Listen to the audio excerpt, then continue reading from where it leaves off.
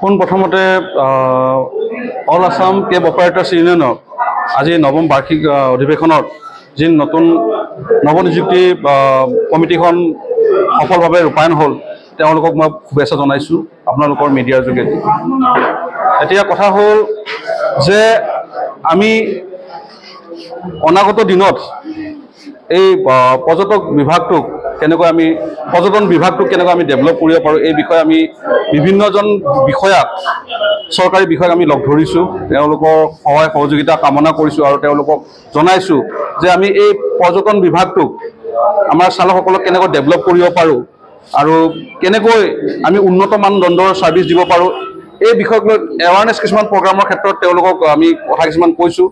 আৰু ইয়াতে কিছু ক্ষেত্ৰত আমাৰ বেয়া লাগে যেতিয়া নেকি আমি চৰকাৰক সম্পূৰ্ণৰূপে অনুজ্ঞা পত্ৰ লৈ অৰ্থাৎ টেক্স দি পেলাই আমি যেতিয়া বাণিজ্যিক বাহনসকলে ভাড়া মাৰোঁ চৰকাৰক এটা মোটা অংকৰ আমি টেক্স দিব লগা হয়। মানে চাবলৈ গ'লে এটা বৃহৎ সংখ্যক টেক্স আমাৰ মটৰ শ্ৰমিক উদ্যোগটোৰ পৰাই পায় তেওঁলোকে।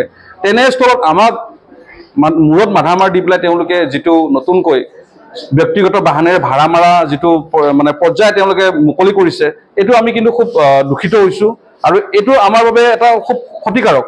যিহেতু আমি চৰকাৰক এটা বুজা অংকৰ টেক্স দি আছোঁ, তেনেস্থলত তেওঁলোকে ব্যক্তিগত বাহনসমূহক কেনেদৰে তেওঁলোকে ভাড়া মাৰাৰ ক্ষেত্ৰত আগবঢ়াই দিব পাৰে আৰু যদি সেনেকুৱাই কৰে তেনেহ'লে আমাৰ পৰা টেক্সসমূহ কিয় লৈ আছে?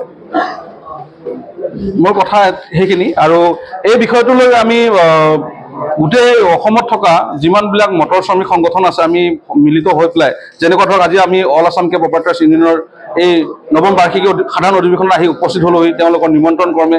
ঠিক তেনেকৈ আমি বাকীসকল সতীৰ্থ ইউনিয়নৰ লগতো আমাৰ এটা ভাল ৰিলেশ্যন আছে। আমি সকলোৱে মিলিতভাৱে একত্ৰিতভাৱে, কাৰণ সমস্যা আমাৰ একেখিনিয়ে সমস্যা, হয় সংগঠন বেলেগ হ'ব পাৰে কিন্তু সমস্যা আমাৰ একেখিনিয়ে। গতিকে এই ক্ষেত্ৰত মই কিন্তু আশাবাদী।